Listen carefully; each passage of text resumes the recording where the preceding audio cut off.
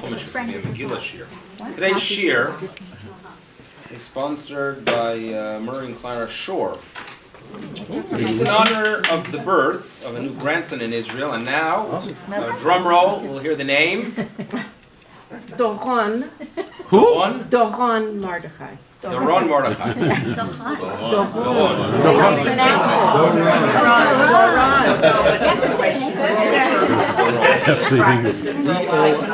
Mazel tov nachas from Doron Mordechai. I have no question that Murray was standing right there next to the baby during the bris. Probably closer. Closer than the moil, yes. Was that better? Whatever's comfortable. He was the moil. Hang on. All right. He was right there. Can't beat Murray to the bris.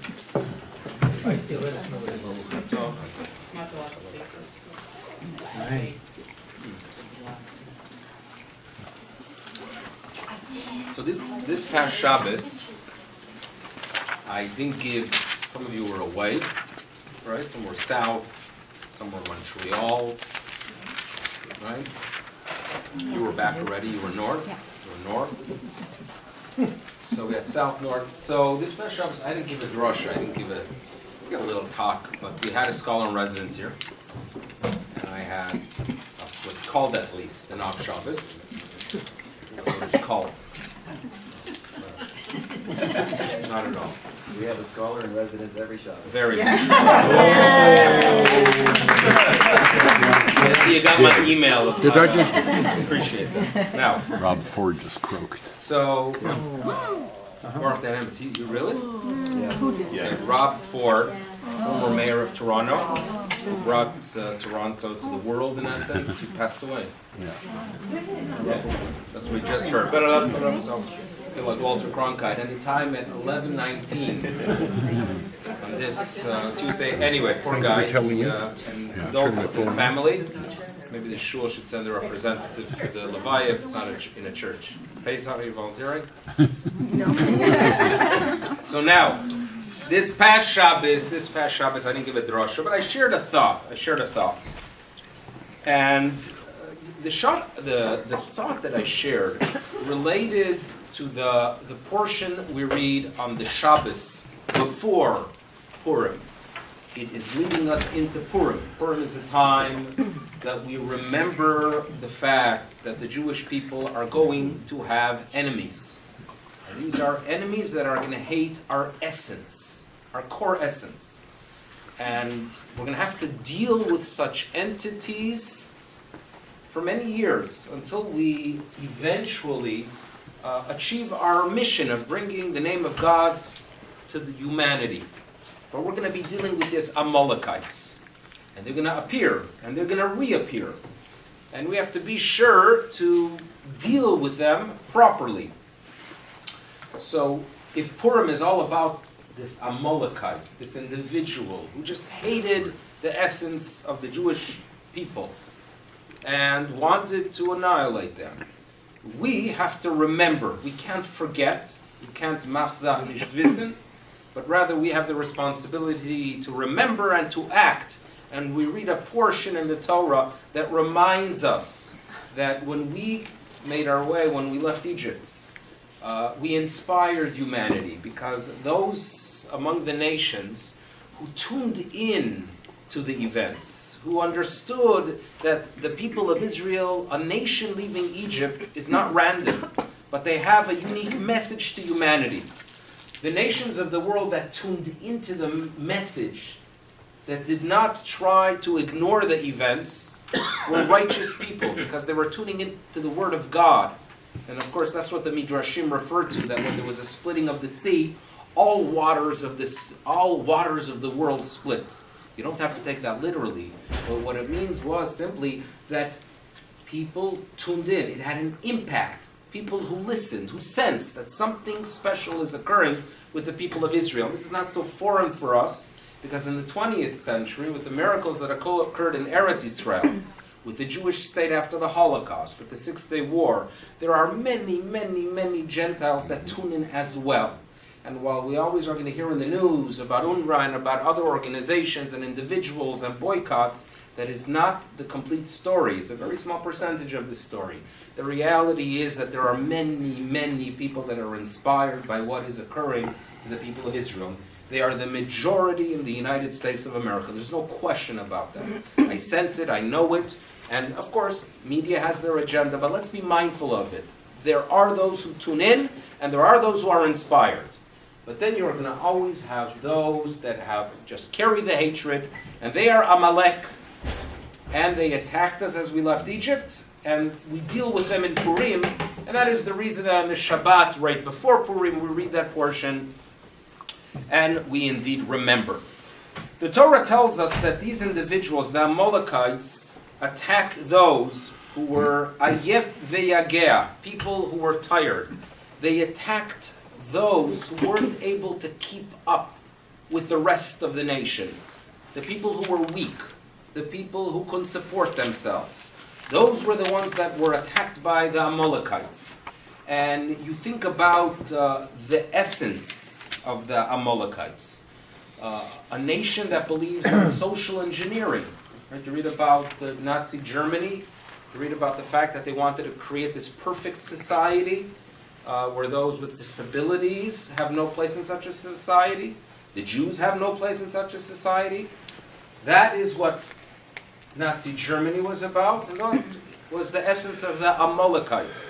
The people who cannot take care of themselves have no place in such a society. They attack those who were nechashalim, the ones who stumble, the ones who cannot keep up. When I mentioned this briefly on Shabbos upstairs, and George Weinberger comes over to me afterwards, and he says that as I shared that thought of the essence of Amalek, the essence of those anti-Semites, the essence of those who hate the Jewish people.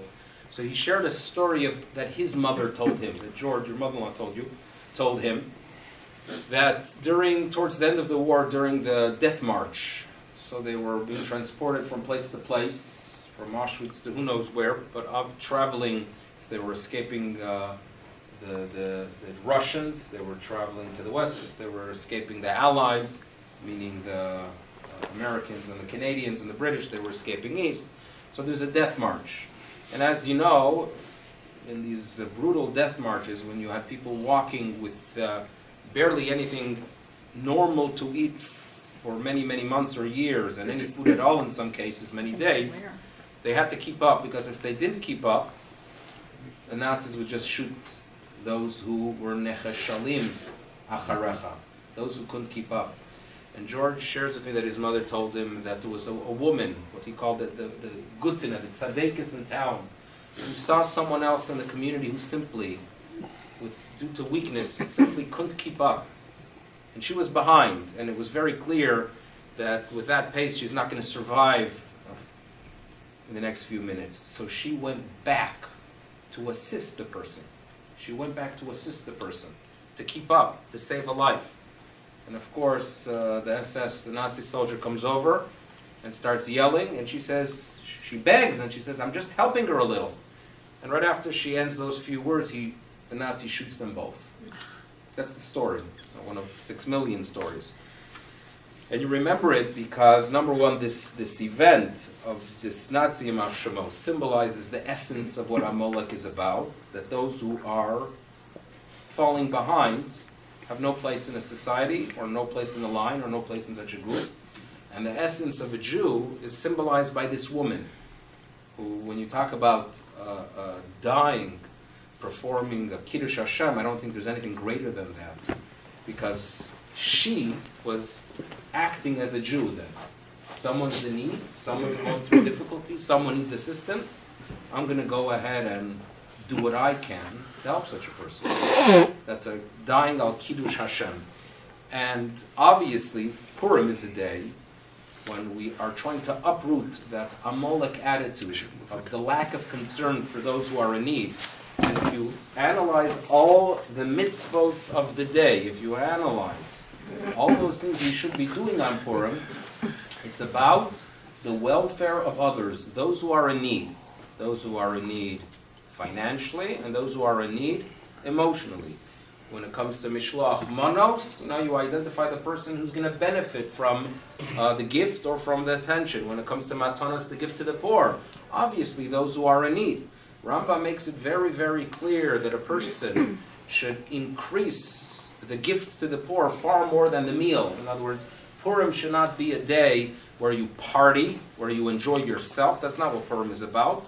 Purim, we are fighting Amalek. If the essence of Amalek is the lack of concern in believing that we have to engineer a society where we uproot the problematic individuals that bring us down, Judaism, we lower ourselves, or in essence, we are elevating ourselves by showing that we recognize that every single human being is created in the image of HaKadosh Baruch Hu, in the image of God, and especially with the responsibility we have towards one another.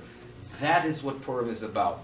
The gifts to the poor, the mashallah, manos to those who will appreciate it. We have here in Shul, for example, what we do together with Bnei Akiva. And I think there's every year someone that donates anonymously a gift that everyone should Make sure everybody gets make at least sure everyone one. gets. That's what Purim's about. That's what Purim's about. And it's interesting, you all know that there's a statement in the Talmud that a person is supposed to, quote unquote, on Purim, lebisume, which has been translated as that on Purim you get drunk by some. You're familiar with it. I talked about it to Mincha. And it's one of the most problematic statements in the Talmud. And there was a great authority, and by the way, it's a statement that has caused a lot of tsaros to people and a lot of difficulties. The old line is, which is unfortunately true, that among Jews, they often would develop a gambling problem on Hanukkah and a drinking problem on Purim. Why? Hanukkah was cards, you get a thrill, you get a fix, you get addicted. And this is something that occurred even to a great rabbi in Italy, which I've discussed, Rabbi Leon de Modena. He himself shares with us that he stumbled in his gambling. And when did it all start? Hanukkah. And drinking problems exist as well, and often Purim gets credit for it, all right? It's a major and a significant problem that exists. And I shared already, and I'm going to share again a statement of a rabbi. His name was Rabbi Aharon ben Yaakov HaKohen from Narbonne, from southern France. You were there in Narbonne? Yavi was there, right? So you were in the Provence region, and in Narbonne there was a great rabbi, Rabbi Aharon ben Yaakov. He wrote a sefer called Orchot Chaim. This is late 1306. It is 14th century. And he notes that you should know, and I'm going to read it in Hebrew. These are very powerful words. And these are words that I wish everyone would listen to them, especially those who need to listen to such words, meaning people that are teenagers. And he tells us the following, that when it comes to Purim, yes, we drink, but lo sheishtaker, don't, God forbid, think that a person could get drunk, should get drunk. Shahashikrut, drunkenness is isur gamur, is a complete prohibition. The term isur gamur in halachic literature is not used often. Usually it's osur, it's prohibited. Isur gamur means this is a serious violation.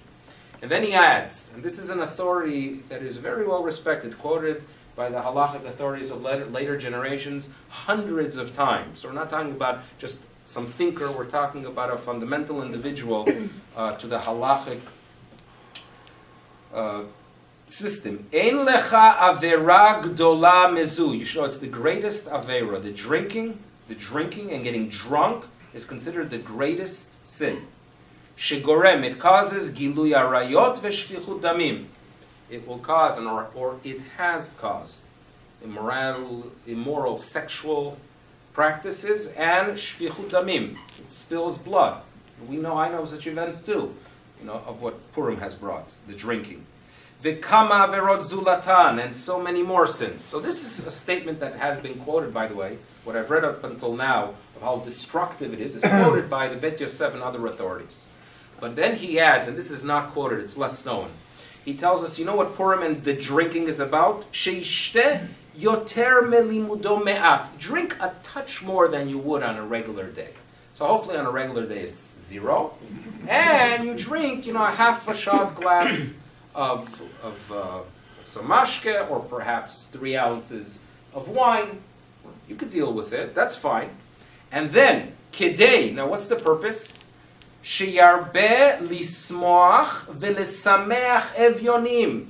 it will give you the ability of fulfilling the main mitzvah of the day. The main mitzvah of the day is elevating others, touching others. That if someone comes in with difficulty and starts sharing their tsaras, you can be compassionate. It removes that edge. V'lesameach evyonim. You know, I can tell you that you drink a touch, you drink a little bit, you turn a little bit into a looser person, and it's a very good thing. You could have a Friday night dinner, right? And you come in after a busy Friday, and you're a little bit uptight. After Kiddush, you feel better, right? You could interact with people far better because that is human nature. You are looser, and your true essence could come out, which is concern for the welfare of others, to tune into others, to give an ear, give the attention to those who need it, a kind word to those who need it. That is what the drinking is about. Ve'inachem otam, to give them comfort. Ve'daber al libam. That is what the drinking is not for yourself. The drinking is, you drink a touch because then you can fulfill the mission of the day. V'zot hi hasimcha shlema. That is the complete happiness. That's what Purim is about. How are you going to impact others? That's why it's very agitating to me when I interact with younger people. Right? Not, the young people I interact with, and they talked about, Purim, you drink, you have fun, you smash, like, that's absurd. That's not what Purim's about. And it's a very tragic reality that exists in some societies, and hopefully there's a maturity that occurs at some point. But it's a tragedy because, number one, it has no place in Judaism. Number two, it is avera gdola, a great sin. And the whole essence of Purim is really destroyed because of some absurd reading of a statement. And that's not what it means. So that would have been my drasha on Shabbos. So you have to never tune to it today. Let's turn to Megillat Esther, page 1252, please. And you know the story, I think.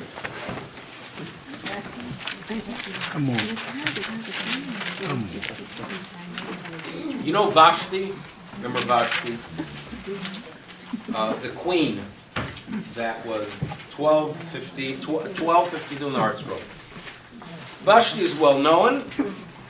You have the rabbinic attitude towards her. She actually comes from a prestigious home. She has royal blood. And according to many sources, Achashverosh marries her because she is a granddaughter of Nebuchadnezzar, and therefore it gives him access. It links him, connects him to this royal dynasty. It is a perfect shidduch for him, for one reason, politics, a political marriage. And then eventually he calls her to show up. Bilavush, he wants to show the nations in this big party her beauty. You're familiar with the rabbinic reading that when we are told that she should show up with her crown, it means only her crown, right? So it could be, it's more of an idea, could actually be occurring there as well. And Vashti says, absolutely not. I want you to look at verse 11 and 12 on page 152, Yud Aleph Yud Bet, where Achashverosh makes his request for Vashti to appear, and where Vashti refuses. And I want you to look at Vashti's name and tell me the difference between the two verses.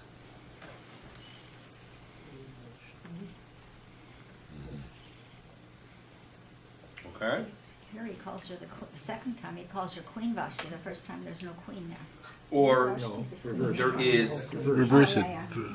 Vashti So the Amalkos. switch is, in verse 11, Achashverosh makes this request. He wants to show the nations her beauty. So he calls her, but he calls her Vashti the queen. Vashti Hamalka. In her refusal, she refuses as Hamalka Vashti.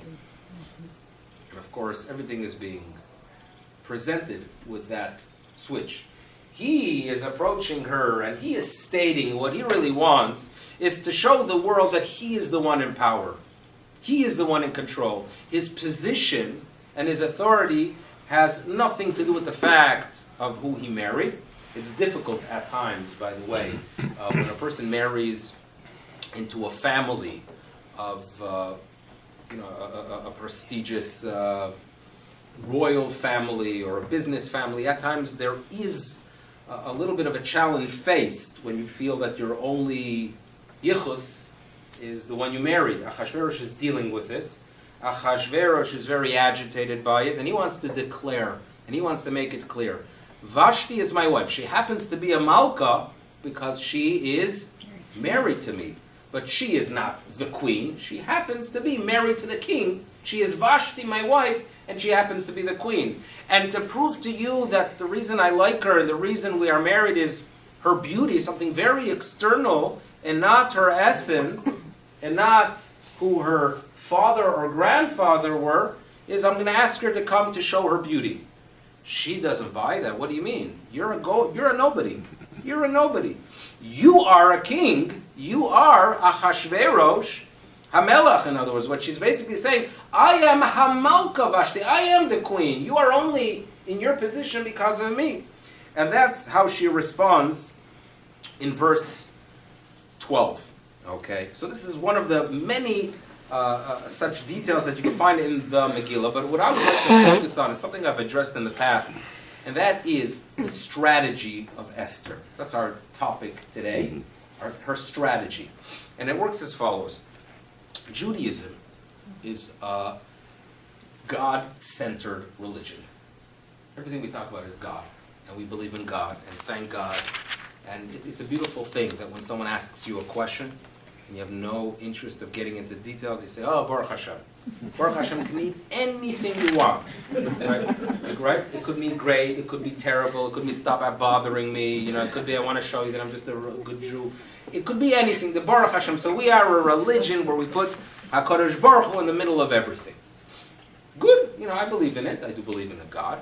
However, we know very well that this is a religion that also recognizes the fact that we have to be responsible human beings and use common sense.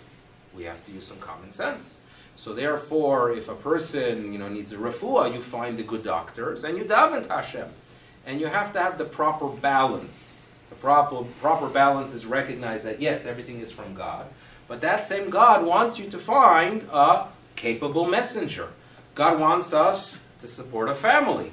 You got to believe that it is the God who supplies that. It's the parnasa that we get is due to the fact that there is a God, but you have to act as human beings act, use common sense, use the way of the world, the derech eretz. That is what we are told.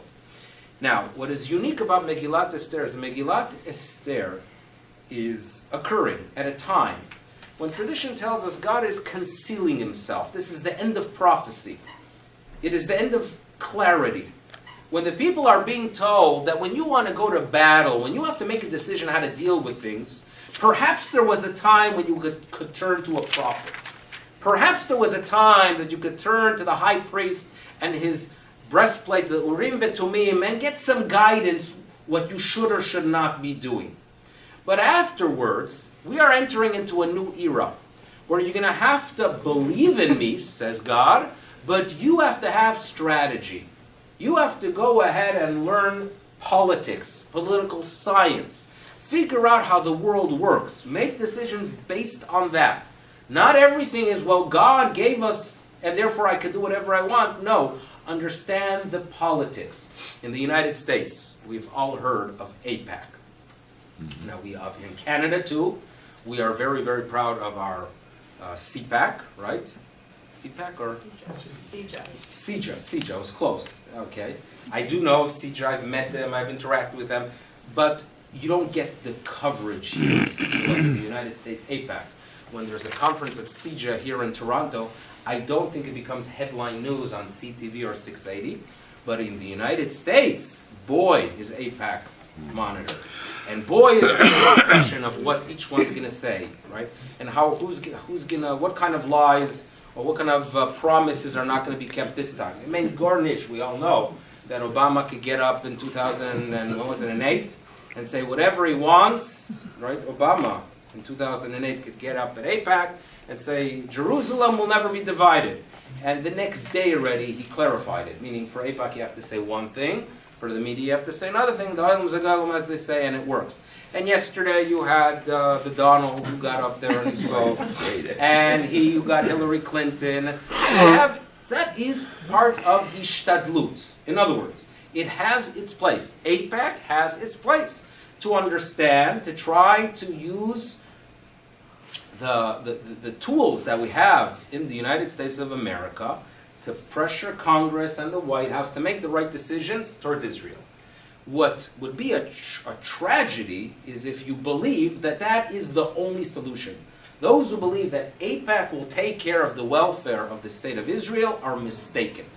You need a Kodesh Baruch Hu. We have to have faith and we have to pray and we have to realize that everything's from a Kodesh Baruch Hu. At the same time, you do have to figure out the politics. And you have to know, there were, the different politicians over the years, especially among the Republicans, who started off their career not really liking Jews or Israel.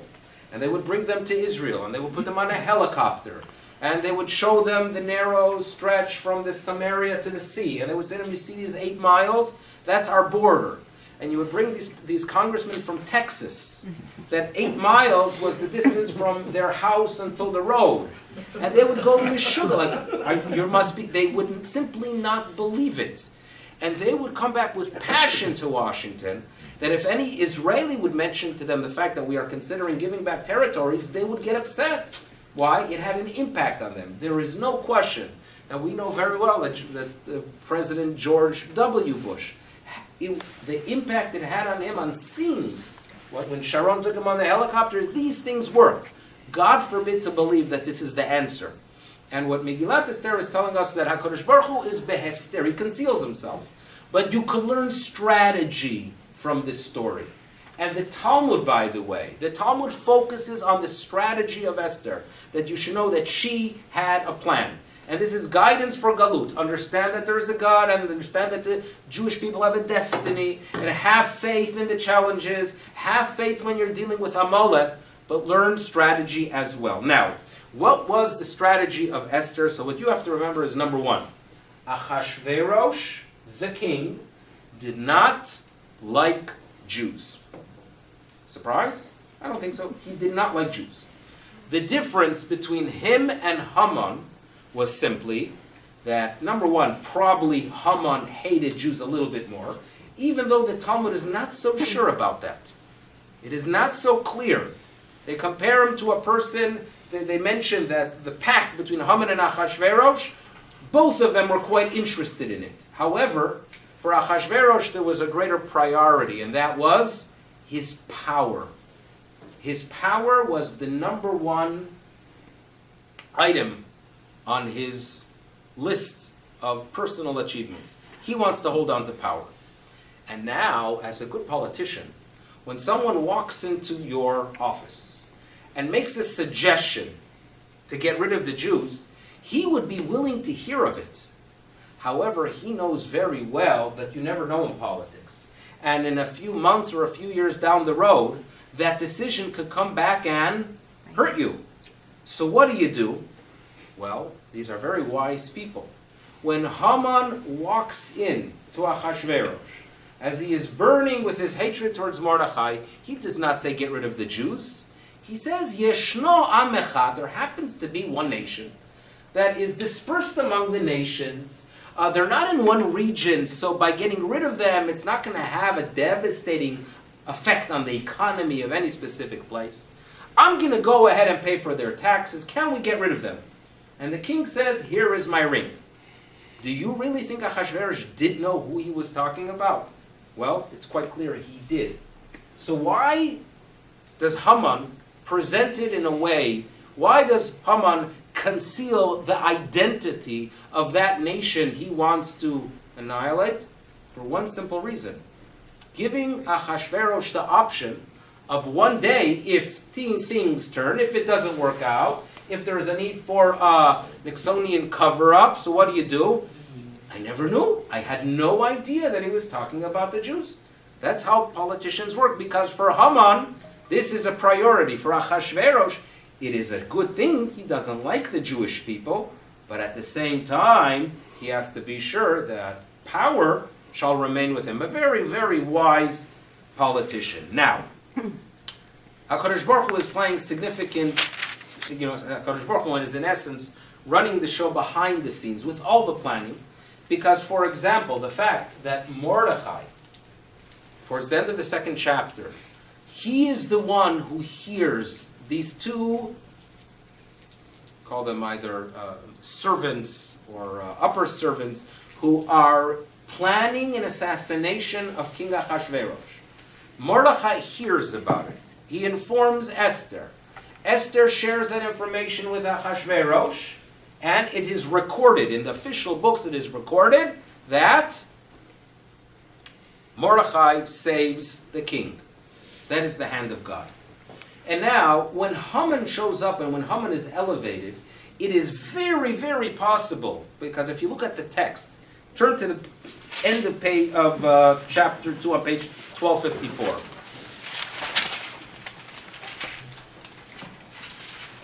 Verse 21. Bayamim ahem. So this is occurring at verse 21. This is occurring right after Esther becomes queen.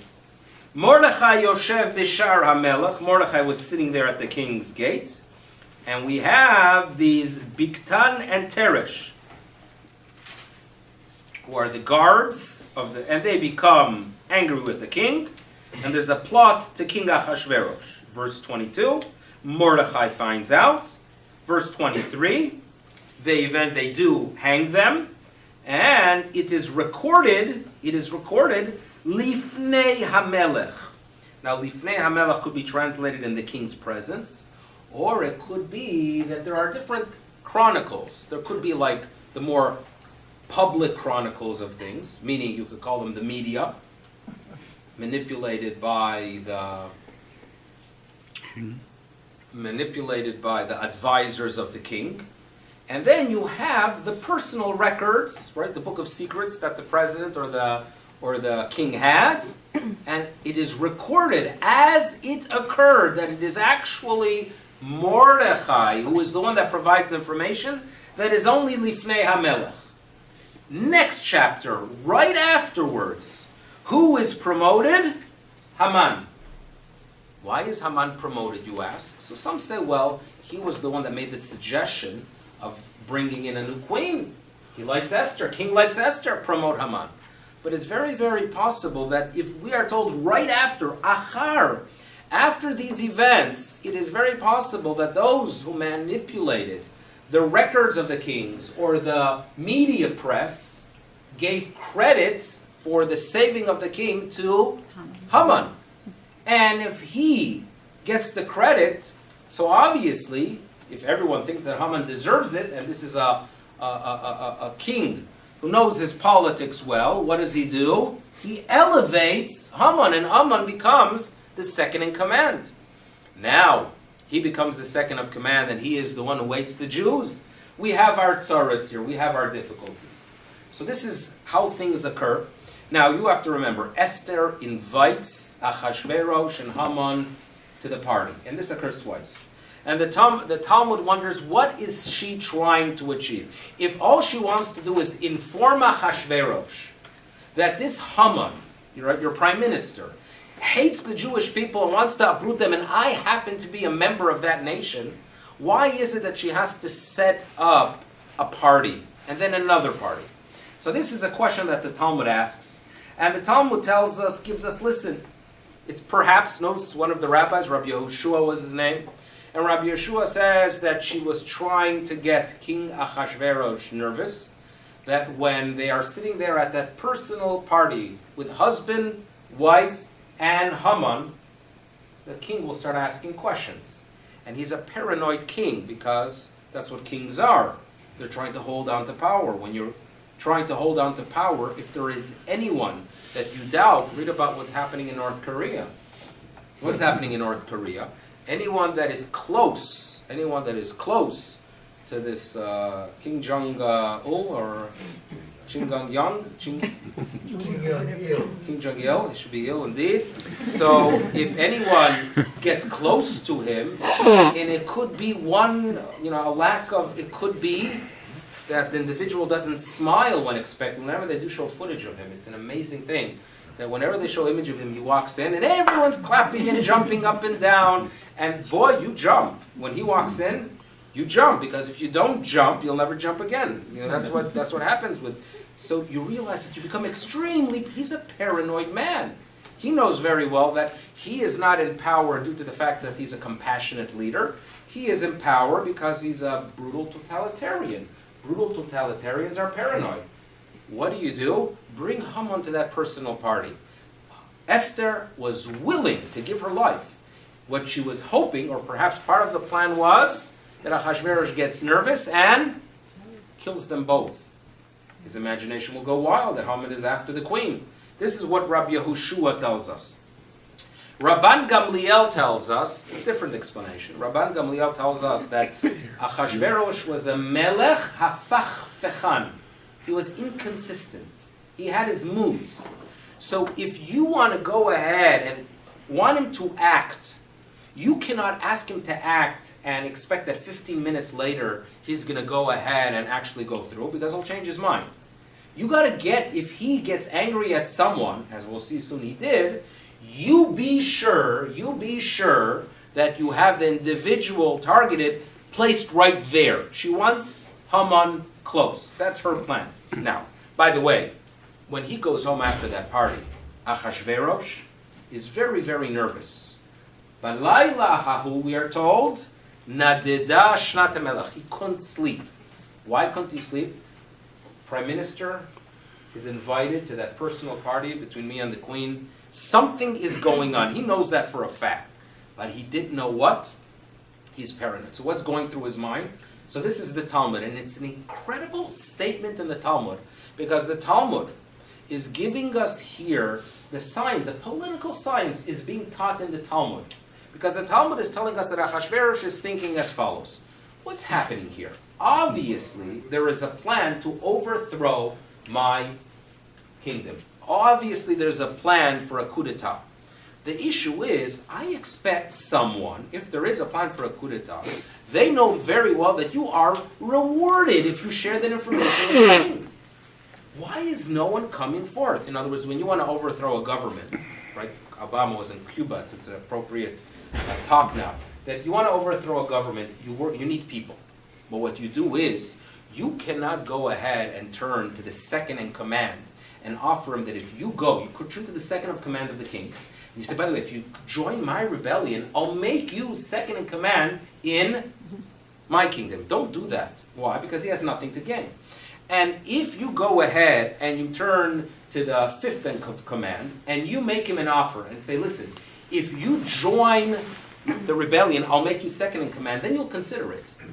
However, if you know that being that you are the fifth of command, if you're going to turn to the king and say, you know what, there is a plan to overthrow you, and you know that if you share that information with the current king, he's going to promote you to number 3, so it's not worth the gamble to join a rebellion that might fail to reach third in command when you could do so by just opening your mouth. So Ahasuerus is wondering, why is there no one approaching me with this information? I obviously reward those who share information. Is that not so? And then he thinks, wait a second, perhaps not. Perhaps in the past, there was such a situation of a plan, and perhaps I didn't reward people appropriately. And if I don't reward appropriately, so then there's no benefit at all in sharing with me what is being planned. So what he calls for now, let's turn to page 1257. And what is he?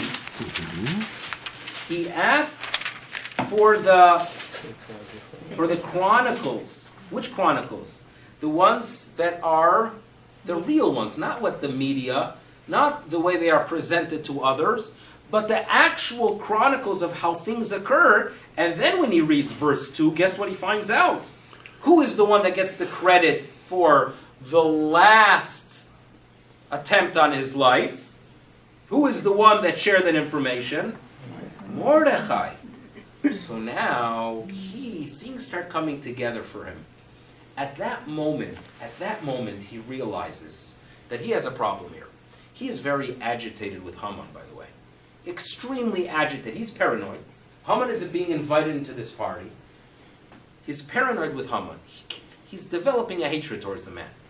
And now he finds out that Mordechai, the Jew, is the one that deserves the credit. At that moment, Achashverosh realizes that it would be quite convenient for him to elevate Mordechai. He deserves credit, because by elevating him and parading him through town and announcing, if you share information with the king, you get rewarded. Mordechai should be obviously elevated and should get a lot of publicity for the fact that he shares information with the king. And Haman, we got to lower here Haman, because Haman is becoming a personality, a person that is quite agitating. Something is going on with him. So when Haman comes in right afterwards with his plan to kill Mordechai, king says, no, what you're going to do now is you're going to go ahead and parade him around town. Two things are achieved here. You get the word out, and at the same time, you lower Haman's ego. Now, Haman's fall begins right then. And the king is still agitated. So then, when the next meeting occurs, when the next party occurs, and Esther starts crying out on page 1258. And she says, God, King, verse 4, we've been sold, my people destroyed, slain, exterminated. If we would just be sold as slaves and servants, I would be quiet, but king, they're going to kill. So the king says, who wants to do that? Mihu ze ve'ezo. Now, did Achashverosh not know that there was some kind of plan to exterminate an whole nation?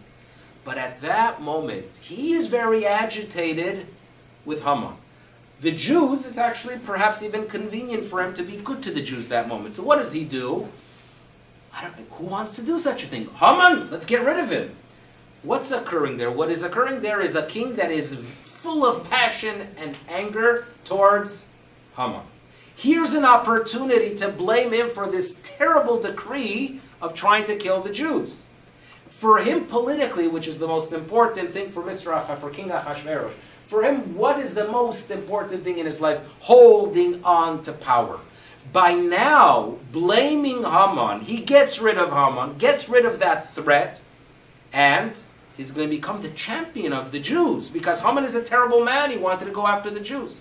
Now, by the way, if he would have thought through it, if Haman would have been 20 minutes away, and Achashverosh would have the time to put the pieces together, he would have realized that, wait a second, if Queen Esther is really devastated because Haman wants to wipe out her nation, so obviously there's nothing going in between the two of them. Obviously, there is nothing happening between Esther and Haman. But he didn't have the time to react. He's an emotional king. He is full of anger towards Haman. Something comes up that he could use as a tool to get rid of Haman, he's going to do it. But when things calm down, he's a little bit in trouble there. Right? When things calm down, why did he get rid of Haman, he's going to be asked. Right? The media is going to walk over. Why did you get rid of Haman? So now, the real reason is, well, I was paranoid that he's trying to overthrow me. A paranoid, that's what you're going to tell the media? That's not what you tell the media. What do you tell the media? You tell the people, I got rid of Haman because he's a terrible man. He was going to get rid of the Jews, and I love Jews. So my wife is a Jew, right? The Jews are amazing. That's what. So suddenly, for Achashverosh, the most important political position at that time to defend himself was, I love Jews. War against anti-Semitism. And if you remember, he took Haman's house, and who does he give it to? Mordechai. Gives it to Mordechai. What does he give it to Mordechai? He's making a statement there that if you rebel against the king, the property is taken, by the way, to the king. Here, he's trying to make it very clear that my issue with Haman was nothing personal. The Jews, the poor Jews, look at them, look what they're going through. And he becomes the biggest promoter of Jewish causes. And therefore, the house goes to Mordechai because he deserves it. He is a Jew. And it is very, very possible, if you know the history after these events, the Jews are given permission to continue with the construction of Yerushalayim. There are these positive vibes towards the people of Israel. And they could construct the second Beit HaMikdash.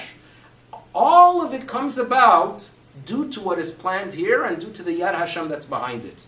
And the story we are being told is that what we are celebrating is, number one, getting rid of Amalek, but number two, we are celebrating the fact that when there are times of complete paranoia, the Jewish people were threatened here to be annihilated. And what happens? V'nahapochu. Things turn around, not just that we survive, but suddenly the cause, the most important cause in the kingdom is the Jews. And the Jews are given freedom to uproot anti-Semites. The Jews, you know very well, that throughout the kingdom they fought anti-Semitism and anti-Semites on the 13th of Adar. And they're celebrated the next day. And as Jews, we don't celebrate the day we kill our enemies. We celebrate the peace the day after. So therefore, throughout the kingdom, they celebrated on the 14th of Adar. In Shushan Habirah, where there were politicians, it takes much longer to figure out among politicians who likes the Jews and who doesn't. So they needed an extra day to figure things out. So they had to wipe out the anti-Semites on the 14th of Adar, and they only rested in the city of Shushan on the 15th of Adar.